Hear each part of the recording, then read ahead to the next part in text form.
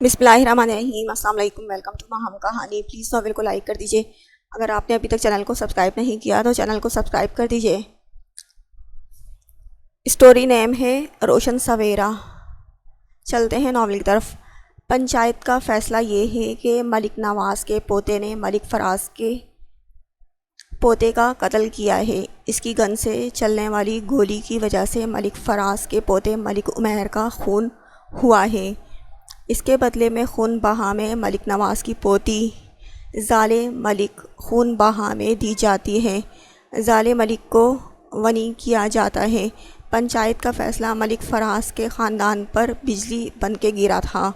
ان کی اکلوتی منتوں مرادوں سے مانگی گئی پوتی زالِ ملک، جو صرف ابھی 16 سال کی تھی اور میٹرک کر کے فارغ ہوئی تھی، اس کا مستقبل یہ ہوگا، ملک خاندان میں کسی نے سوچا نہ تھا۔ پنچایت کے فیصلے سے پوری پنچایت میں سناٹا چھا گیا تھا۔ سب جانتے تھے کہ ملک فراز کی جان بستی ہے زالِ ملک میں۔ سب کے دل میں تجسس تھا کہ کیا وہ اپنی پوتی کو ونی ہونے سے بچا پائیں گے یا ان کی پوتی روایتوں کی بھیڑ چڑھ جائے گی۔ نہیں، خدا کے لیے آپ سب سے میں بھیک مانگتا ہوں، میری پوتی کو ونی نہ کیا جائے۔ میرا سب کچھ لے لو مگر میری بچی کو چھوڑ دو۔ وہ بہت معصوم ہے، بہت نرم دل۔ زمانے کی سرد و گرم ہوا سے ہم نے اسے دور رکھا ہے۔ وہ سہ نہیں پائے گی۔ وہ ملک فراز جو کبھی گردن نہ جھکاتے تھے، کبھی چھوٹے دروازوں میں داخل نہ ہوتے تھے، آج اپنی پوتی کی زندگی کے لیے سب کے سامنے ہاتھ جوڑے کھڑے تھے۔ زمیں جائیداد کی ہمیں کمی نہیں ہے ملک فراز، تو جانتا ہے، ہمیں بس تیری ونی میں دھی چاہیے، یا پھر سہیل جس نے میرے بڑے بیٹے عمیر کا خون کیا ہے۔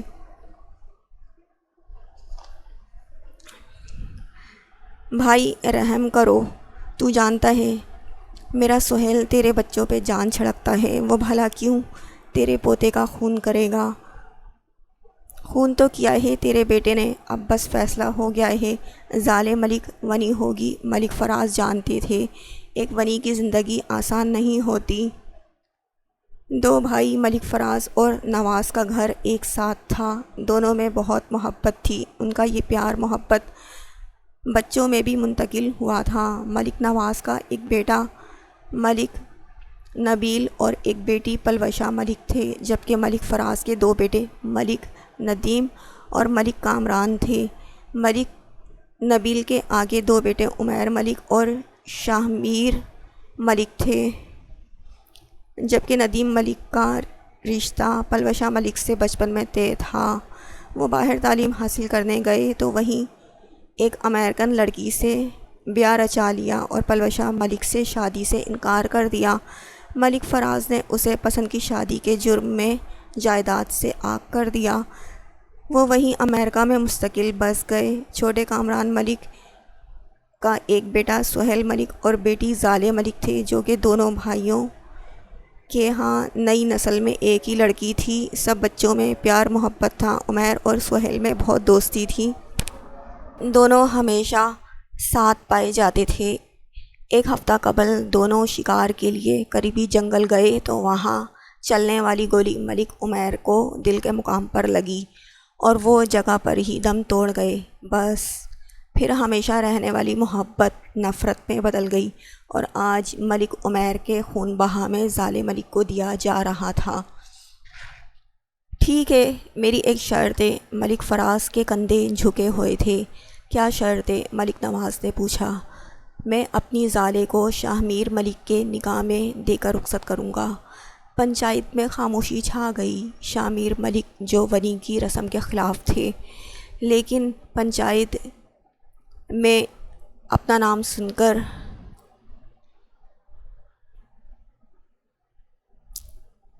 شاکڈ رہ گئے۔ وہ تو صرف یہاں فیصلہ دیکھنے آئے تھے، لیکن یہ کیا کہ ان کا ہی نام لے لیا گیا؟ یہ کیسے ہو سکتا ہے؟ میں نے ہمیشہ زالے کو بہن سمجھا ہے اور وہ مجھ سے پورے 15 سال چھوٹی ہے، جسے بچہ بچہ کہہ کر پکارتا تھا۔ نکاح کیسے کر سکتا ہوں؟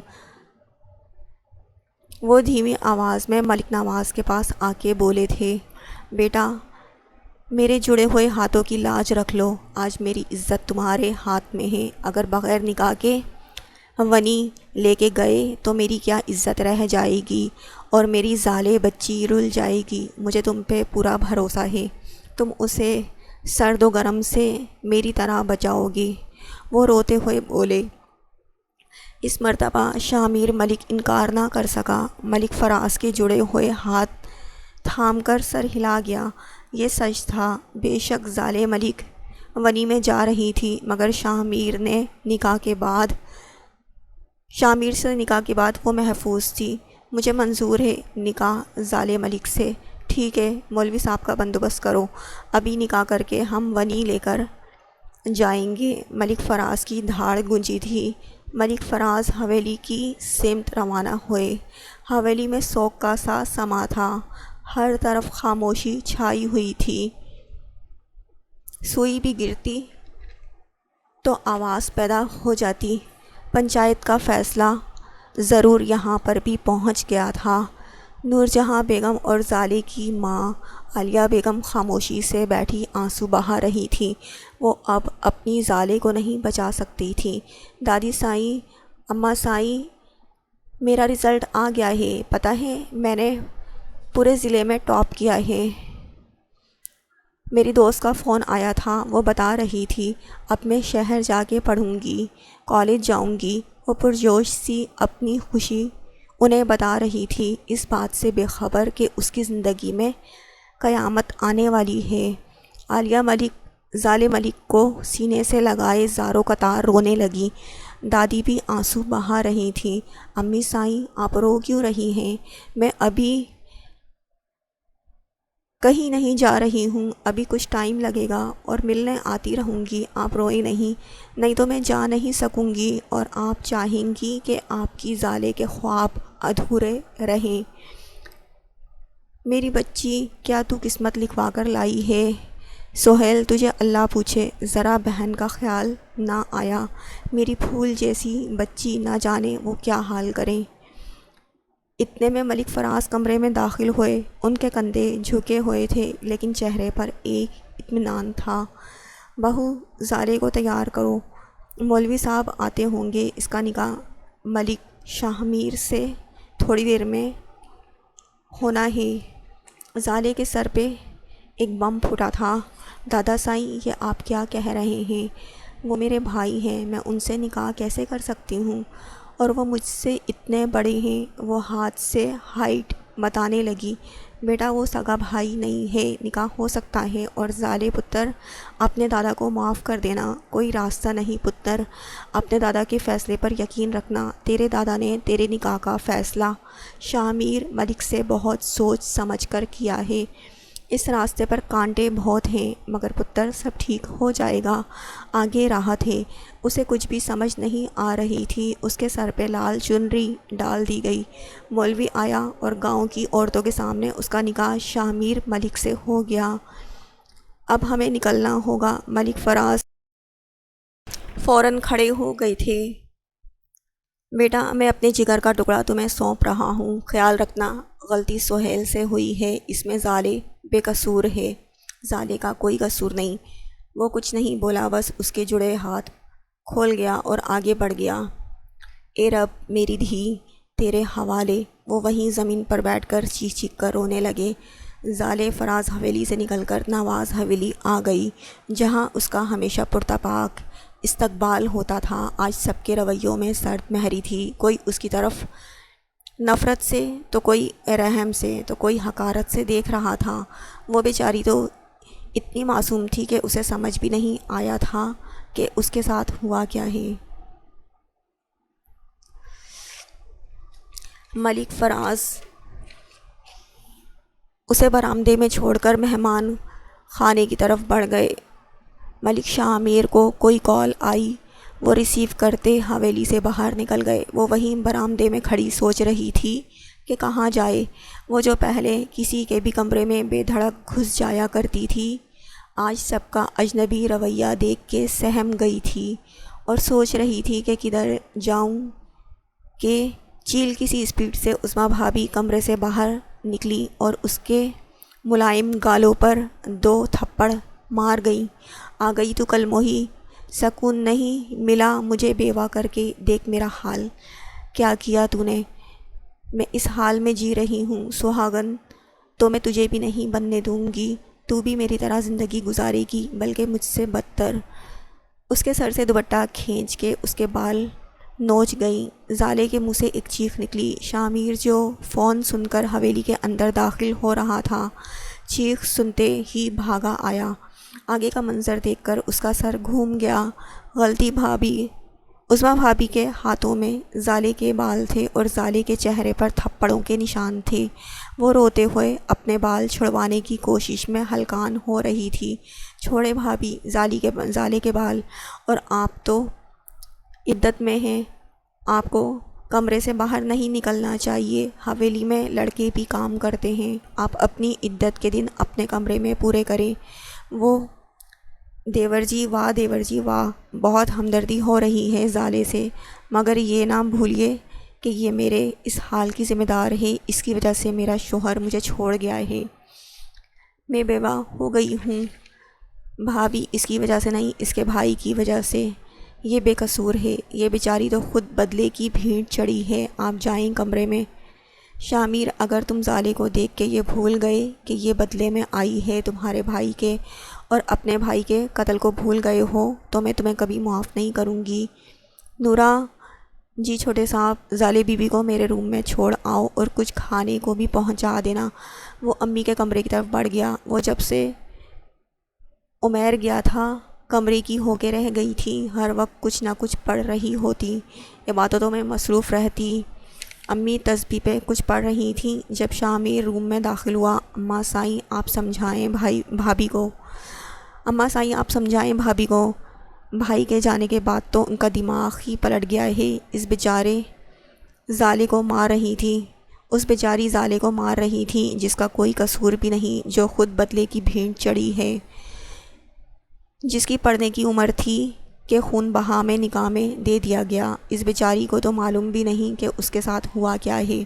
عظمیٰ کا دماغ خراب ہو گیا ہے عمیر کے جانے کے بعد۔ وہ بیچاری بھی کیا کرے، شادی کے 8 سال بعد بھی کوئی اولاد نہ ہوئی۔ اگر اولاد ہوتی تو عمیر کے جانے کے بعد وہ سہارا ہوتی، تنہائی نہ ہوتی۔ اب وہ بالکل اکیلی ہو گئی ہے، اس کا بھی مجھے سوچنا ہے۔ اماں سائیں کچھ سوچتے ہوئے بولی۔ اماں سائیں لیکن ابھی وہ عدت میں ہیں، انہیں سمجھائیں، یوں کسی بھی وقت کسی کے سامنے نہ آ جایا کریں۔ اچھا بیٹا میں بات کرتی ہوں، تم زالے کا خیال رکھنا، بہت معصوم ہے، اس کا کوئی قصور نہیں، اس سے بدلہ نہ لینا، بس اللہ کی یہی مرضی تھی۔ جی اماں سائیں۔ اس کا فون بجنے لگا۔ ہیلو سارم، ہاں یار، میٹنگ مجھ سے پوچھ کے رکھنی چاہیے تھی، ابھی آنا مشکل ہوگا، تو نہیں جانتا یہاں کے حالات۔ اچھا میں دیکھتا ہوں، اوکے۔ وہ کمرے میں آیا تو زالے بیٹھ کے کنارے سکڑی سمٹی بیٹھی تھی۔ زالے مجھے شہر جانا ہوگا، تم پریشان نہ ہونا، کل تک آنے کی کوشش کروں گا۔ زالے جو حالات سمجھنے کی کوشش کر رہی تھی کچھ بول نہ پائی۔ شامیر نے اس کے چہرے پر تھپڑوں کے نشان پر آئنمنٹ لگائی اور اس کے ماتھے پہ لب رکھتا نورا کو اس کا دھیان رکھنے کا کہتا چلا گیا۔ کھانا ویسے کا ویسا پڑا تھا، نہ اسے کھانے کی خواہش تھی نہ کسی نے زور دیا۔ دن بھر کی تھکن تھی کہ اسے اس ماحول میں بھی نیند آ گئی۔ وہ یوں ہی بیٹھے بیٹھے کب سوئی اسے پتہ نہ لگا۔ صبح فجر کے وقت اس کی آنکھ بال کھینچنے کی وجہ سے کھلی۔ وہ چیخ مار کے اٹھ بیٹھی۔ اٹھ منحوس عورت، تجھے کیا یہاں عیش کرنے کے لیے لایا گیا ہے جو یہاں مزے سے خواب خرگوش کے مزے لوٹ رہی ہے؟ اٹھ اور جا کے سب کے لیے ناشتہ بنا، پھر پوری حویلی کی صفائی کرے گی تو، کوئی تیری مدد نہیں کرے گا۔ وہ بھابھی مجھے تو کھانا بنانا نہیں آتا، پھر بھی تو بنائے گی، اب اٹھ۔ وہ اسے بیڈ سے گھسیٹتی فرش پر دھکا دے گئی۔ کانچ کی چوڑیاں پہننے کا اسے بہت شوق تھا، ابھی بھی کلائیاں بھری ہوئی تھیں، فرش پر گرنے سے کانچ کی چوڑیاں ٹوٹ کے کلائیوں میں کھپ گئی تھی۔ اوئی امی، مگر ماں ہوتی تو اس کے غم میں شریک ہوتی۔ وہ روتی، منہ ہاتھ دھو کر سب چوڑیاں اتار کر کچن میں آ گئی۔ خالہ پلیز مجھے بتا دیں کہ کیسے بنانا ہے۔ بنا میں خود لوں گی۔ بیٹا مجھے تو تیری قسمت پہ بہت افسوس ہوتا ہے۔ دلہن بیگم کے آنے سے پہلے ترکیب سمجھ لو اور ایسے ہی بناؤ۔ وہ اسے حلوہ پوری چنوں کی ترکیب سمجھا رہی تھیں، ساتھ پراٹھے اور چائے بھی بنانا بتا کے وہ وہاں سے باہر چلی گئیں۔ زالے اللہ کا نام لے کر کام سٹارٹ کرتی ہے، اللہ تعالیٰ بھی مدد کرتا ہے، سب کچھ بن جاتا ہے۔ وہ 7 بجے ڈائننگ ٹیبل پہ ناشتہ لگاتی ہے جب سب گھر کے مکین آ جاتے ہیں۔ آج تو بھائی بہت اہتمام کیا رفعت آرا آپ نے، وہ اپنی بیگم کا سمجھتے ہوئے بولے۔ میں نے کچھ نہیں کیا، پھر یہ سب کس نے کیا؟ اسی نے جو خون بہا میں نوکرانی کی حیثیت سے آئی ہے۔ زالے جو خاموش ایک سائڈ پہ کھڑی تھی، اس کی آنکھوں میں آنسو آ گئے۔ عظمیٰ بہو بس کرو، کیوں اس مظلوم کے پیچھے ہاتھ دھو کے پڑی ہو؟ یہ اور مظلوم، یہ میرا شوہر کھا گئی۔ بہو جاؤ اپنے کمرے میں، ہم ناشتہ تمہارا وہیں بھیج رہے ہیں۔ کتنی مرتبہ کہا ہے کہ تم عدت میں ہو، یوں باہر نہ آیا کرو، گھر میں جوان نوکر بھی کام کرتے ہیں، آپ سب تو بس میرے پیچھے پڑ جاتے ہیں۔ وہ تن فن کرتی اپنے روم میں غائب ہوئی۔ وہ پورا دن کام کرتے گزر گیا، کھانا بھی کسی نے نہیں دیا۔ رات کو جب وہ سونے کے لیے کمرے کی سمت بڑھی تو غلطی سے عظمیٰ نے اسے کوٹری میں بھیج دیا کہ تمہاری یہی جگہ ہے۔ وہاں پر پرانا سامان موجود تھا، ایک ٹوٹی چارپائی پر پوری رات لیٹنے سے اس کے جسم میں درد تھا، پر یہاں پرواہ کسے تھی؟ آج موسم تبدیلی کی وجہ سے ٹھنڈی ہوائیں چل رہی تھی اور سردی کی شدت میں اضافہ ہو گیا تھا۔ عظمیٰ اسے پورے گھر کے کپڑے، پردے، چادریں دے گئی کہ آج تم یہ سب دھو گی۔ وہ دیکھ کے گھبرا گئی مگر اپنی قسمت کے آگے مجبور تھی۔ وہ صبح سویرے سے لگی تو رات مغرب کے ٹائم فارغ ہوئی تھی۔ جسم میں اتنی طاقت نہیں تھی کہ ہل بھی سکے، جوڑ دکھ رہا تھا کہ عظمیٰ کا آرڈر ملا، رات کا کھانا بنا کے لگاؤ۔ کھانا پکاتے وہ نکاہت سے بے ہوش ہو گئی۔ رات جب آنکھ کھلی تو خود کو اس اندھیری کوٹری میں پایا۔ اسے اس کے اپنے شدت سے یاد آئے، وہ چیخ چیخ کر روتی سب کو یاد کرنے لگی۔ کوٹری حویلی کے آخری کونے میں تھی، کسی کو اس کی آواز بھی سنائی نہیں دیتی تھی۔ روتے روتے کب سوئی خبر ہی نہ ہوئی۔ صبح نورہ اسے جگانے آئی تو وہ بخار میں پھونک رہی تھی۔ نورہ کا نرم دل اس کی حالت پہ رونے لگا۔ وہ تیزی سے بھاگ کر اماں سائیں کے پاس گئی اور زالے کی حالت کا بتایا۔ وہ تیزی سے بھاگی آئیں، ڈاکٹر کے آنے تک اسے ٹھنڈے پانی کی پٹیاں رکھتی رہیں اور آیتوں کا ورد کر کے دم کرتی رہیں۔ بعد میں عظمیٰ کی بھی خوب خبر لی اور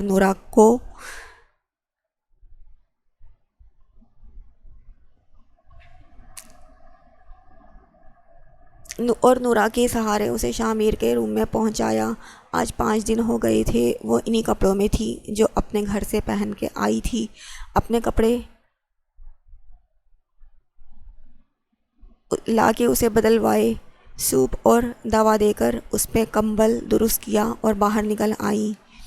2 دن زالے نے آرام کیے، اماں سائیں نے خود اس کا خیال رکھا۔ آج اماں سائیں کا روزہ تھا، وہ نفلی روزے بھی رکھتی تھیں۔ وہ اپنے کمرے میں آرام کر رہی تھیں کہ عظمیٰ دبے قدموں شاہمیر کے روم میں داخل ہوئی۔ اٹھ اور جا کے حویلی کی چھت کی صفائی کر، بہت گندی ہو رہی ہے۔ زالے کی طبیعت اب کافی بہتر تھی، وہ صفائی کے لیے اوپر گئی۔ موسم بارش کا بنا ہوا تھا کہ ایک دم تیز بارش سٹارٹ ہو گئی۔ وہ نیچے بھاگی، پر یہ کیا، دروازہ سیڑھیوں کا بند تھا۔ وہ دروازہ بجانے لگی لیکن کسی نے ڈور نہ کھولا۔ وہ پوری رات بارش میں بھیگتی رہی۔ صبح وہ اماں سائیں کو بے ہوش چھت پہ ملی، اس کی سانسیں بھی بہت مدھم چل رہی تھیں۔ اسے لے کے سب ہاسپٹل بھاگے۔ اسے پوری رات بارش میں بھیگنے سے نمونیا ہو گیا تھا، حالت کافی سیریس تھی۔ 24 گھنٹے میں ہوش آیا تو ٹھیک ہے، ورنہ نروس بریک ڈاؤن یا کوما میں بھی جا سکتی ہیں۔ ڈاکٹر اپنا پیشہ ورانہ جواب دے کے آگے بڑھ گیا۔ آج تو اماں سائیں کا اور ملک نواز کا غصہ عروج پر تھا۔ جو بھی تھا وہ ان کے بھائی کی پوتی تھی، ان کی بھی پوتی اور اب پوتا بہو تھی۔ اس کی یہ حالت عظمیٰ کی وجہ سے تھی۔ عظمیٰ کی آج خیر نہیں تھی۔ وہ حویلی پہنچے اور عظمیٰ کو بلا بھیجا۔ جی دادا سائیں، آپ نے بلایا؟ ہاں، تمہارے بھائی کو فون کر دیا ہے، آتا ہی ہوگا توصیف خان۔ اپنا سامان پیک کرو، تم جا رہی ہو یہاں سے ہمیشہ ہمیشہ کے لیے۔ نہیں دادا سائیں، یہ ظلم نہ کریں، یہ میرا بھی گھر ہے، میں یہاں سے کہیں نہیں جاؤں گی۔ تمہارا گھر جس کی وجہ سے تھا، جب وہ ہی نہیں رہا تو تمہارا گھر کاہے کا گھر؟ اب باقی عدت اپنے بھائی کے گھر پوری کرنا۔ دادا سائیں بس اب ہم کچھ نہیں سنیں گے، تم ہمیشہ کے لیے یہاں سے جا سکتی ہو۔ اماں سائیں، آپ دادا سائیں کو سمجھائیں۔ عظمیٰ تو میرے بڑے بیٹے کی بیوہ ہے، تیری ہر غلطی کو جانتے ہوئے بھی میں خاموش تھی، پر یہ میری بھول تھی۔ اب اور نہیں، ابا جان کا صحیح فیصلہ ہے، اس فیصلے میں میں بھی ان کے ساتھ شریک ہوں۔ ابھی ان سب کی گفتگو ہو ہی رہی تھی کہ شامر لاؤنج میں داخل ہوا۔ کیا ہوا؟ سب خیریت تو ہے؟ عظمیٰ بھابھی کیوں رو رہی ہیں؟ کیا کچھ ہوا ہے؟ نہیں، کچھ نہیں ہوا بیٹا، تم آرام کرو۔ زہرا، چھوٹے صاحب کے کھانے کا بندوبست کرو۔ اماں سائیں، بتائیں مجھے کیا ہوا ہے؟ وہ فکر مند ہوا۔ تم بیٹا جانتے تو ہو، اس نے زالے سے بیر باندھ لیا ہے، روز تنگ کرنے کا کوئی نہ کوئی حربہ استعمال کرتی ہے۔ آج تو اس نے حد ہی کر دی۔ کیا کیا بھابھی نے؟ اماں سائیں جلدی بتائیں۔ اسے کسی انہونی کے ہونے کا اندیشہ ہوا۔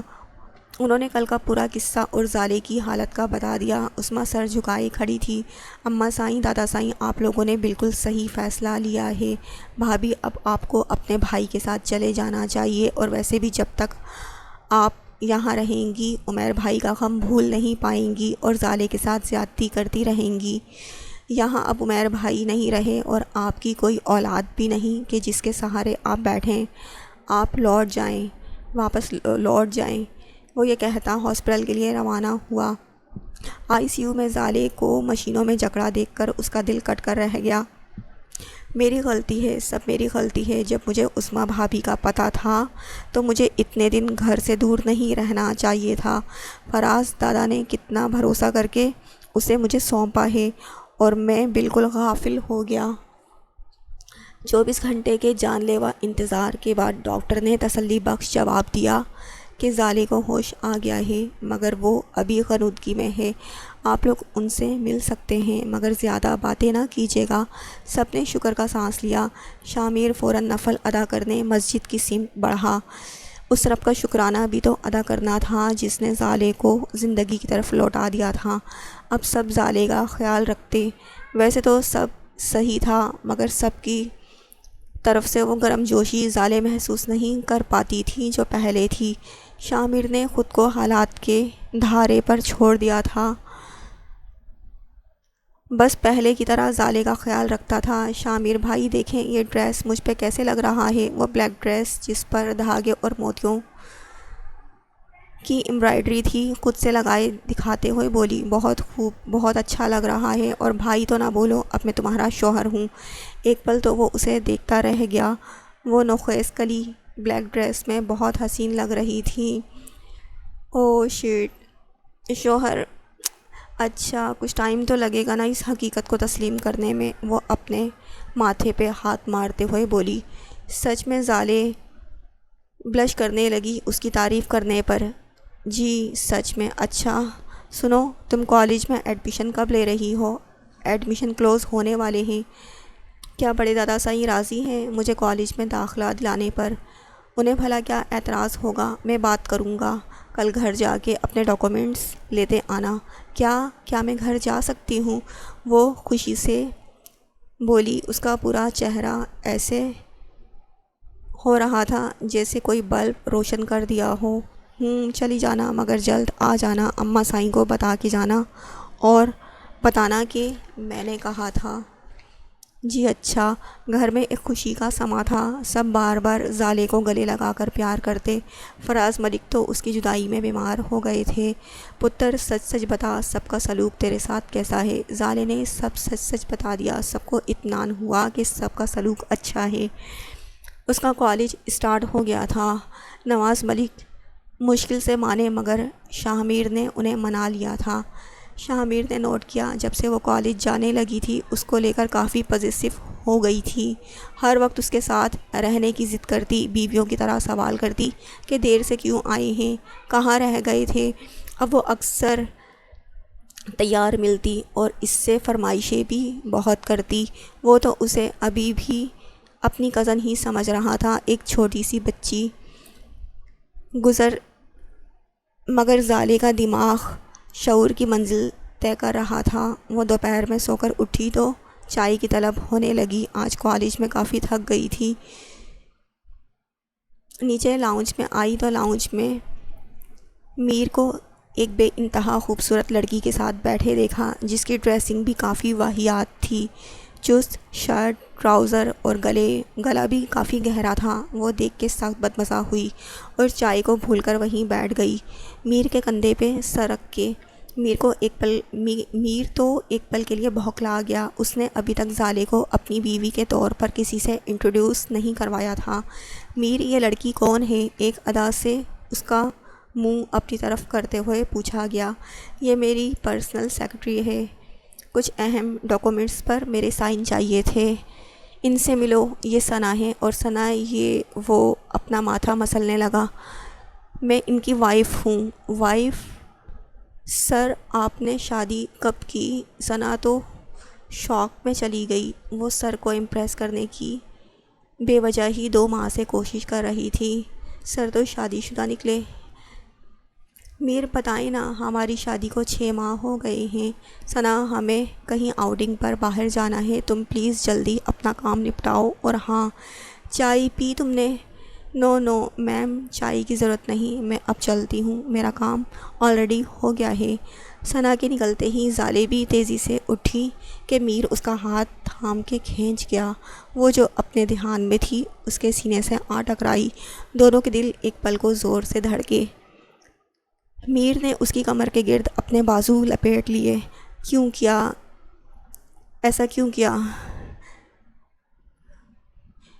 کیا میں نے ایسا کر دیا؟ کیا میں آپ کی بیوی نہیں ہوں؟ ہو، مگر صرف کاغذی طور پر۔ کاغذی نہیں، ریئل۔ تم بہت چھوٹی ہو اور میرے اسٹینڈرڈ کی نہیں۔ وہ اس کے ماتھے پہ آئی لٹوں کو اس کے چہرے سے ہٹاتا بولا۔ کیا آسان نہیں، میں تو بن گئی ہوں آپ کی وائف۔ وہ بس ٹھنڈی سانس بھر کے رہ گیا۔ آج کل شاہ میر کو وہ کافی الجھی دکھائی دی، کہیں کھوئی سی، اپنی عمر سے بڑی دکھائی دی۔ وہ چاہے رات 2 بجے آئے، وہ اسے جاگتی ملتی، اسے روزانہ کھانا گرم کر کے سرو کرتی اور خود بھی بھوکی رہتی، پورے دن اس کے ساتھ کھانا کھاتی، نہ جانے رنگین کلرفل نائٹیاں کہاں سے لے آئی تھی، روزانہ زیب تن کرتی، اس میں اس کا نازک وجود جھلکتا۔ وہ نگاہیں یہاں وہاں کر لیتا یا نیچے جھکا لیتا، اپنی فائل میں مصروف ہو جاتا یا لیپ ٹاپ میں بزی ہو جاتا۔ زالے کو اس کا اگنور کرنا بالکل پسند نہیں آ رہا تھا۔ اب وہ بھی اس کی طرف متوجہ ہونے لگا تھا۔ کیا کرتا؟ مرد تھا، کب تک ایک حسین لڑکی جو کہ بیوی بھی تھی کو اگنور کرتا؟ آج بھی وہ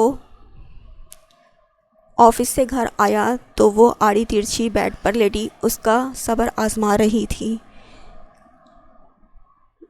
وہ یہاں وہاں دیکھتا، اپنا کوٹ اتارنے لگا۔ یہ کیا دیکھ رہی ہو؟ فیشن میگزین ہے، ذرا جو ڈھنگ کا کام کوئی کر لو، یہ کوئی دیکھنے کے قابل ہے؟ اپنی پڑھائی پر توجہ دو، 2 ماہ بعد پیپرز ہیں۔ میں دیکھ رہا ہوں تم اسٹڈی میں بالکل سیریس نہیں ہو۔ اف، سچ، میری دوستیں آپ کے بارے میں سچ کہتی ہیں۔ کیا کہتی ہیں؟ اسے تجسس ہوا کہ آپ ایک خوبصورت مغرور شہزادے ہیں اور رومانس میں بالکل کورے، بالکل ان رومانٹک ہیں، جس کی مجھ جیسی حسین بیوی ہو۔ وہ دیکھے بنا تو نہایت ان رومانٹک شخص ہے۔ اوف، شامیر کے کانوں سے دھواں نکلنے لگا۔ تم کالج میں دوستوں کے ساتھ یہ باتیں کرتی ہو؟